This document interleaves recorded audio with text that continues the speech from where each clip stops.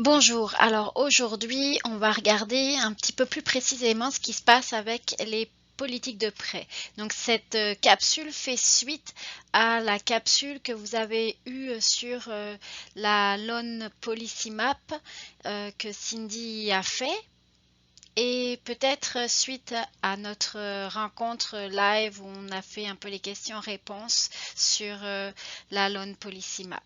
Donc là, je vais y aller de manière plus précise, plus macroscopique sur les politiques de prêt, sur ces subtilités qu'il faut bien maîtriser pour ensuite faire justement des tableaux de politique de prêt relativement efficients. Avant de nous lancer plus précisément dans les politiques de circulation, donc celle-ci,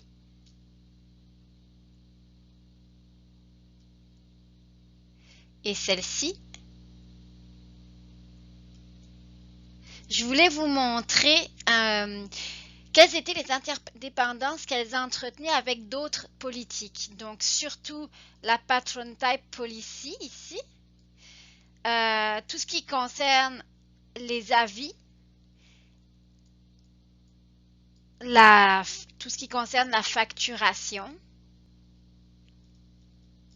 et comment on les intégrait à chaque fois dans chaque politique de prêt qui finalement se retrouvait à être intégrée dans les deux tableaux de politique de prêt. Donc tout est ramené dans ces deux tableaux. Donc pour le nommage des politiques, il y a une harmonisation des politiques réseau à ce sujet d'ailleurs. On va devoir partager les mêmes noms de politiques réseau, mais pour les politiques locales, on suggère aussi d'adopter ce même genre de pratique où on fait des noms de politiques courts parce que le WMS limite le nombre de caractères. On veut expliciter le type de politique, différencier les politiques locales des politiques réseau et pouvoir ajouter quelques particularités dans le nom du titre afin de pouvoir les repérer facilement quand on y revient plus tard. Donc je vous laisserai faire votre recette. Moi la mienne est faite, vous pourrez la voir dans mon système. Donc, entrons maintenant dans le vif du sujet. Je vais vous présenter ici les différentes politiques de prêt qui se trouvent dans le menu de Service Config ou Loans en anglais. Donc, on parle des politiques de prêt et on va commencer par la politique de limite de prêt. Donc, cette politique, ça va limiter le nombre de documents et limiter le nombre de renouvellements. Vous pouvez faire autant de politiques de limite de prêt que désiré. Donc, par exemple, il va en falloir en faire pour le réseau, mais vous pourriez en faire pour vos catégories d'usagers locaux. Donc, il y a une chose sur laquelle je voulais que vous fassiez attention, c'est la notion de renouvellement. Il y a dans la politique de prêt la notion de renouvellement automatique. Donc, on peut cocher ou décocher le renouvellement automatique. Ça, on parle d'un mode en fait de renouvellement. S'il est automatique, bien le prêt va se renouveler automatiquement jusqu'à concurrence de la limite qu'on a indiquée dans la politique de limite de prêt. Et sinon, si on ne met pas le renouvellement automatique, bien, la limite de renouvellement existe quand même, c'est juste qu'il va falloir à l'usager qu'il le renouvelle manuellement. Donc par exemple, si je fais une limite de 5 renouvellements, eh bien manuellement, il va avoir droit à 5 renouvellements.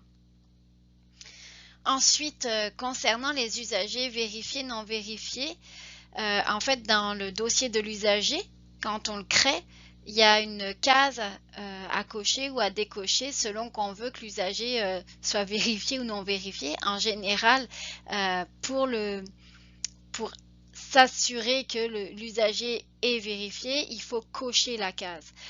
Quand vous allez faire vos chargements d'usagers, si vous avez mis dans votre fichier XML la valeur true, comme vrai, pour ce paramètre-là, il va être vérifié automatiquement quand vous allez charger vos usagers. Si vous le faites manuellement ou si vous ne l'avez pas fait, si la valeur est à false, ça veut dire qu'ils vont être non vérifiés par défaut. Donc, il faudra peut-être aller soit changer ça, soit ajuster votre politique de limite de prêt. C'est-à-dire octroyer les prêts, la limite de prêt pour des usagers non vérifiés aussi, afin d'éviter des problèmes au comptoir de prêt. Toutes ces limites-là, ces politiques de limite de prêt vont s'appliquer ensuite par catégorie d'usagers ou bien et par emplacement sur rayon si c'est nécessaire. Donc après la politique de limite de prêt, il y a la politique de prêt comme telle qui va stipuler la durée du prêt, le fait que c'est sur un mode de renouvellement automatique ou non. Et il faut aussi savoir que c'est un conteneur de politique, d'avis, de structure de frais ou de rappel. Je vais en montrer un exemple un peu plus loin. Et enfin, ces politiques de prêt-là vont finalement s'appliquer avec toutes les politiques dont elles héritent aux catégories d'usagers pour lesquelles on va les associer et les associer aussi avec les emplacements sur rayon dans la Loan Policy Map. Donc, on va pouvoir vraiment combiner finement les politiques de prêt avec les emplacements sur rayon et les catégories d'usagers dans la Loan Policy Map. Donc, je voulais attirer votre attention sur un petit point concernant le mode de renouvellement automatique, c'est-à-dire les fois où ça ne fonctionne pas. Ça ne fonctionne pas dans le cadre de plusieurs conditions, notamment évidemment quand la limite de renouvellement autorisée dans la limite de prêt, dans la politique de limite de prêt a été atteinte. Si votre usager avait le droit à 10 renouvellements, eh bien, il n'en aura pas à 11e, c'est logique. Quand le dossier de l'usager est suspendu, bloqué ou expiré, quand il y a un frais fixe qui est associé au renouvellement, quand la limite de renouvellement automatique a été atteinte, ça c'est une limite que vous pouvez indiquer juste après avoir coché renouvellement automatique dans la politique de prêt. Ou, et ça c'est les deux points importants qui arrivent relativement fréquemment, quand il y a une réservation ou un rappel qui a été placé sur le document. Donc quand il y a une réservation, en fait, ça va bloquer le renouvellement automatique. Quand on va arriver à date d'échéance, ça va être la date d'échéance réelle. Le document, le prêt ne va pas se renouveler et l'usager va recevoir normalement un avis de non-renouvellement si vous le paramétrez ainsi. Il faut le paramétrer et qui va lui dire donc qu'il a 7 jours, si la période de grâce est de 7 jours, qu'il a 7 jours pour ramener le document. Donc c'est un peu comme ça qu'est faite la structure d'avis pour les avis du pré-réseau. L'autre point aussi sur lequel je suis passée un peu vite, c'est le dossier de l'usager est bloqué. En fait, quand on atteint le montant maximum dans la Patron Type Policy, à ce moment-là, le dossier de l'usager est bloqué. Ça veut dire aussi que tous les prêts en cours vont avoir un renouvellement automatique bloqué. C'est quand même important à savoir.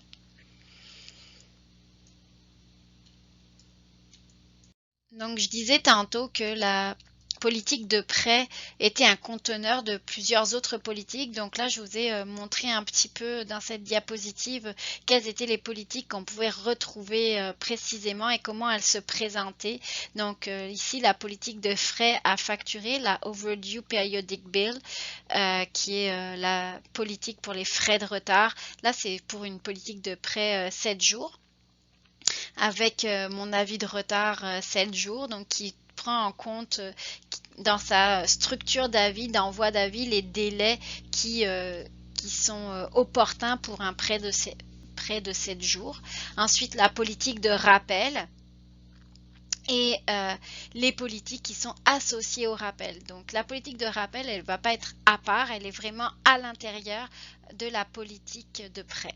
Donc ici, on a les frais de rappel et l'avis de rappel. Donc la structure de frais plus l'avis de rappel pour les prêts de 7 jours.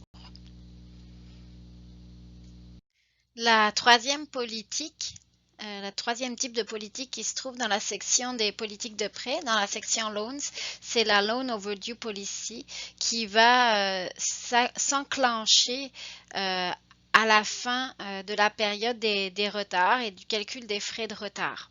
Donc, elle s'insère dans la Loan Policy Map. Évidemment, une politique de documents très en retard pour un prêt de 7 jours va se déclencher pas forcément au même moment que pour une politique de documents très en retard pour un prêt de 30 jours. Donc, il va y avoir différentes Loan Overdue Policies, différentes politiques de prêt pour les documents très en retard, différentes politiques pour les documents très en retard. Il faut aussi savoir qu'il n'y a pas de politique d'avis qui est rattachée à cette politique de documents très en retard et que donc il faut éventuellement, si vous le désirez, prévoir le dernier avis de retard dans votre séquence d'avis de retard pour indiquer à l'usager qu'il arrive dans la portion des documents très en retard, que là, à partir de ce moment-là, des frais administratifs et des frais liés au remplacement du document vont lui être imputés à son dossier dans le calcul des frais.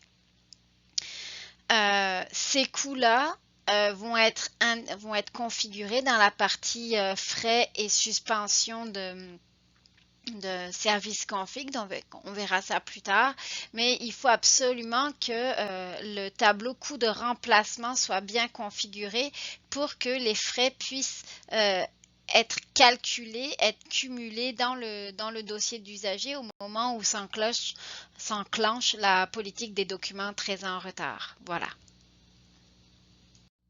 Je vous ai présenté les différentes politiques qui se trouvent dans la section.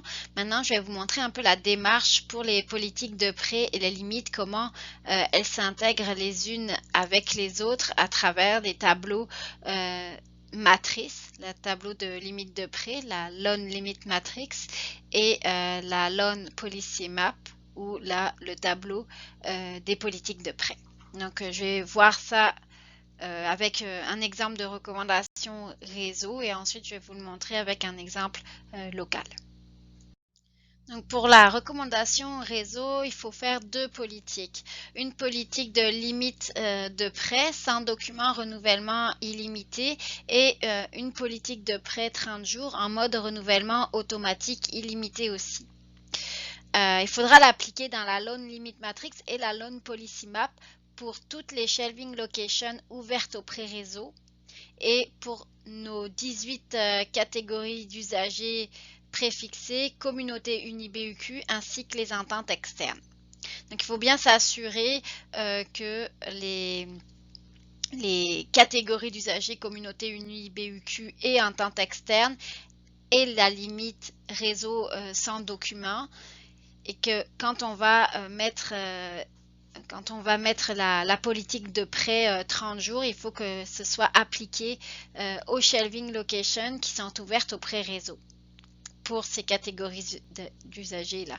On verra qu'il y a différentes stratégies pour faire ça et qu'on n'est pas nécessairement obligé de déclarer toutes ces catégories d'usagers-là et ces emplacements sur rayon si on utilise la règle du catch-all, non pas de prêt, mais le catch-all ouvert au pré-réseau, c'est-à-dire catch-all prêt 30 jours pour le pré-réseau. Donc ici, j'ai ma politique de limite de prêt pour le réseau. Donc je l'ai indiqué réseau sans document. J'ai bien mis une politique de sans document pour mes usagers vérifiés réseau. Pas de limite. Donc, j'ai coché nos limites. Et ici, j'ai mis 0 et 0 parce que mes usagers réseau vont être vérifiés par défaut. Il y a plusieurs choses à savoir pour appliquer des politiques de limite de prêt dans la Loan Limit Matrix. Comment fonctionne la Loan Limit Matrix?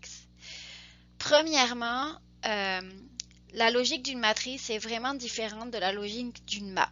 Il n'y a pas d'ordre à respecter dans la déclaration des limites de prêt. C'est-à-dire que ce n'est pas la première que vous allez déclarer qui va s'appliquer. C'est la plus restrictive qui s'applique. Si les conditions sont les mêmes, c'est-à-dire la catégorie d'usagers est la même, et qu'il y a deux limites, eh bien c'est la limite entre les deux, la plus restrictive, qui va s'appliquer. Donc admettons, j'ai dit UQTR communauté unie BUQ sans document, et je mets ensuite UQTR communauté unie BUQ 10 documents.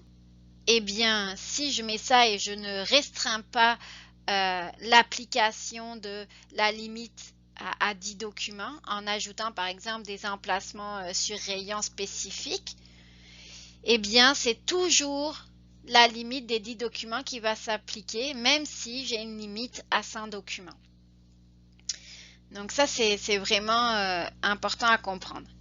Le critère de restriction, le premier critère de restriction, c'est la quantité de documents. Après, on conditionne cette limitation en fonction des catégories d'usagers et en fonction éventuellement des emplacements sur rayon pour en limiter la portée. L'autre point aussi, il faut savoir que il y a quand même un truc intéressant entre la Lone Limit Matrix et la Lone Policy Map. C'est-à-dire que vous pouvez très bien mettre une large limite de prêt à une catégorie d'usagers, mais en restreindre aussi la portée en ne lui octroyant que très peu de politique de prêt dans la Lone Policy Map. Donc, vous pouvez avoir l'impression que votre limite de prêt, elle n'est pas très importante, elle devrait être plus restrictive, elle n'est pas assez restrictive pour une catégorie d'usagers, mais de toute façon, si cette catégorie d'usagers a très peu de droits de prêt sur vos shelving locations, sur vos emplacements sur rayon, elle a de facto une portée assez réduite. Donc là, j'ai fait des petits exemples. Ici, je sais que all, ça concerne tous les usagers à travers les institutions. C'est-à-dire, ça concerne vraiment tous les usagers des 18 institutions quand je choisis all dans la première colonne. Okay. Donc là, je déclare que all, pour tous les matériels formats, pour toutes les succursales, pour tous les emplacements sur rayon, la limite, c'est 100 documents. Alors, la question que je pose, et là j'ai mis ensuite mes catégories d'usagers locales. Est-ce que UQTR travaille, qui est ici, qui a la limite sans limite, c'est-à-dire que je lui ai donné 0 limite, il peut emprunter partout autant de documents que qu'il veut. Est-ce qu'il pourrait emprunter 200 documents? Je vous laisse réfléchir 2-3 secondes. 1, 2, 3. Alors, la réponse, c'est non. Parce que 100 documents est plus restrictif que sans limite et que all, ici, ça regroupe aussi la catégorie UQTR travail, au même titre que toutes les autres catégories d'usagers. Donc, UQTR travail est dans ce cas de figure limité à 100 documents parce que c'est la règle la plus restrictive qui s'est appliquée. Un autre exemple, j'ai une shelving location pour laquelle je veux limiter le nombre de documents empruntables à 3 par usager, peu importe les usagers. Donc tous les usagers, ils peuvent juste emprunter 3 documents et c'est à Médiathèque Réserve Campus de Trois-Rivières. Okay. Puis, j'ai une autre ligne ici en haut qui me dit all, tous les usagers peuvent emprunter 100 documents partout. Alors, communauté, un usager UQTR communauté unie BUQ voudrait emprunter 4 documents à la shelving location médiathèque réserve. Alors la question c'est est-ce que c'est cette règle-là qui va s'appliquer ou bien celle-là?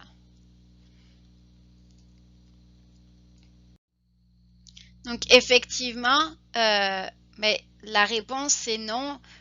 UQTR communauté unie BUQ ne peut pas emprunter 4 documents parce que c'est la règle la plus restrictive qui s'est appliquée. Donc c'est et que communauté UniBUQ fait partie de cette catégorie all et all pour les deux lignes. Donc c'est la plus qui s'applique, c'est la plus restrictive qui s'applique. Pour la catégorie travail, nous on va mettre par exemple la limite illimitée, c'est-à-dire qu'ils peuvent prendre autant de documents, les personnes, les usagers catégorie travail, UQTR travail, et de manière illimitée en termes de renouvellement.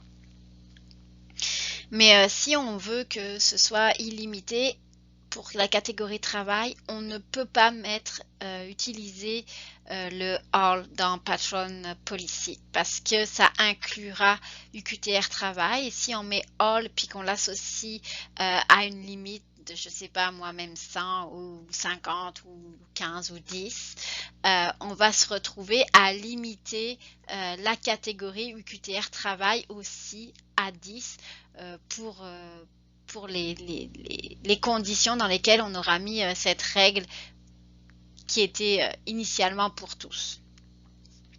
Je pourrais vous montrer ça, vous pourrez regarder ma Loan Limit Matrix, vous comprendrez ce que je veux dire. Et autre chose aussi, c'est que si vous ne voulez pas mettre de limite à une catégorie, vous n'avez juste pas à lui assigner une politique de limite de prêt. C'est-à-dire que si je mets une politique de prêt UQTR travail illimitée, où je lui mets aucune limite, c'est la même chose que si je lui en mettais pas. S'il n'y avait aucune politique de limite assignée. Si on veut, par contre, restreindre cette non-limitation des prêts pour les autres catégories travail des autres institutions, on pourra tout simplement le contrôler dans la Loan Policy Map en ne leur octroyant aucun prêt pour nos emplacements sur rayon. C'est peut-être un petit peu difficile à se représenter là tout de suite, mais peut-être que vous y reviendrez à cette diapositive plus tard quand vous serez rendu à ces subtilités-là de limites, comment on octroie, qu'est-ce que j'octroie, à quelle catégorie d'usagers, etc., et comment jouer avec la limite la plus restrictive quand on voudrait appliquer plusieurs limites. Dans ma Loan Limit Matrix, j'ai dit que toutes les catégories communauté unie BUQ et entente externe avaient le droit à 100 documents. Et j'ai décidé dans ma Loan Policy Map de ne pas leur octroyer le prêt. Donc comme ça, il n'y aura aucun conflit possible. Maintenant, je vais aborder l'application des politiques de prêt réseau à l'intérieur de la Loan Policy Map. Donc ici, on a l'exemple de la politique de prêt réseau, donc la prêt R 30 jours qui permet la circulation. Donc oui, on peut emprunter avec cette politique de prêt 30 jours. La période de grâce est de 7 jours et la période de renouvellement du prêt compte une période de 30 jours. En fait, je suis même pas obligée de le spécifier que c'est 30 jours. J'aurais pu le laisser vide et par défaut, ça renouvelle la durée du prêt spécifié. Et je le mets en automatique, en renouvellement automatique sans limite. Donc une fois que j'ai fait ma politique de prêt, je vais devoir l'appliquer dans ma Loan Policy Map. Donc je vais la conditionner. Je vais dire ok, ma règle de prêt R 30 jours réseau, elle s'applique à toutes les catégories d'usagers communauté unie BUQ, mais aussi entente externe. Et je vais l'appliquer seulement pour mes shelving locations qui seraient ouvertes au prêt réseau. Alors, il y a cette logique-là, on peut le faire de cette manière-là, ou bien on peut utiliser cette règle-là pour le catch-all de votre Loan Policy Map. Et à ce moment-là, ça veut dire que j'ai redéclaré plutôt toutes les règles de prêt locales et avant les règles de prêt réseau. toutes les règles de prêt locales en disant que les catégories autres que UQTR n'ont pas le droit d'emprunter sur ces shelving locations-là. Et ensuite, je finis par un catch-all. OK, pour toutes les autres shelving locations que je n'ai pas déclarées, pour lesquelles je n'ai pas déclaré de règles de prêt uniquement locales, alors c'est du prêt réseau. Puis j'ai déjà déclaré que toutes les autres shelving locations en prêt local ne sont pas empruntables par les catégories réseau. Donc la démarche pour les politiques locales, c'est bien évidemment de penser les limites associées auprès des catégories d'usagers locales. Par exemple, à l'UQTR, nos catégories UQTR diplômés, UQTR entente collégiale et UQTR entente locale sont limitées à 10 documents, 3 renouvellements. Et pour les politiques de prêt, il y en aurait par exemple 2, qui est la politique 30 jours locale de prêt 30 jours, qui n'est pas ouverte, sur des shelving locations qui ne sont pas ouvertes au prêt réseau, mais pour lesquelles on octroie quand même un prêt de 30 jours pour nos catégories locales. Et 7 jours. Il y en a d'autres là, mais c'est juste des exemples. Puis on va les appliquer dans la Loan Limit Matrix, ces politiques de limite de prêt pour ces catégories-là, et ensuite dans la Loan Policy Map pour les 3 catégories d'usagers là que j'ai suscitées. Et il faut que je m'arrange pour que il y ait une belle concordance entre ma Loan Limit Matrix et ma Loan Policy Map pour ces 3 catégories d'usagers. Donc ici, j'ai un exemple de politique de limite de prêt pour mes 3 catégories locales d'usagers. Donc 10 documents, 3 renouvellements. Là, j'ai inclus les non vérifiés parce que ce ne sera pas forcément automatique. La vérification de l'usager, ça ne se fera pas nécessairement par chargement. Ensuite, j'applique mes limites, la même limite, L 10 documents, 3 renouvellements à mes 3 catégories. Donc, j'ai une politique de limite de prêt que j'applique à 3 catégories d'usagers.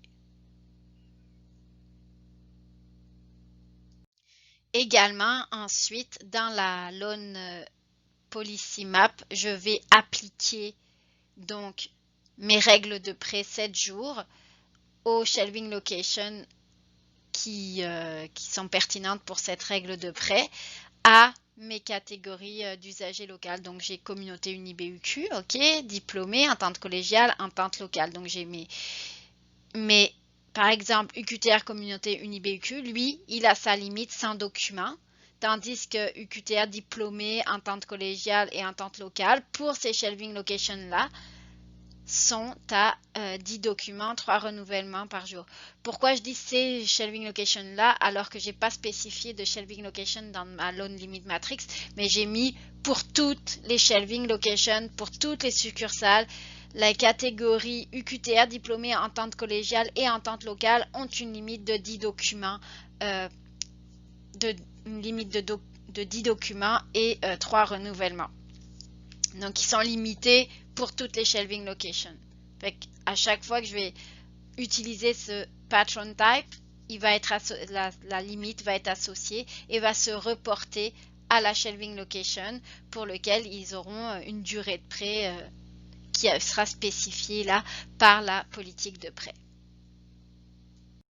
Donc voilà, c'est terminé en ce qui concerne la vision un peu plus macroscopique des politiques de prêt, limite et durée et matrice et map. J'espère que ça vous a apporté des compléments d'informations qui vous avaient éventuellement échappé. La prochaine capsule va être sur le rappel, puis ensuite on enchaînera avec les réservations.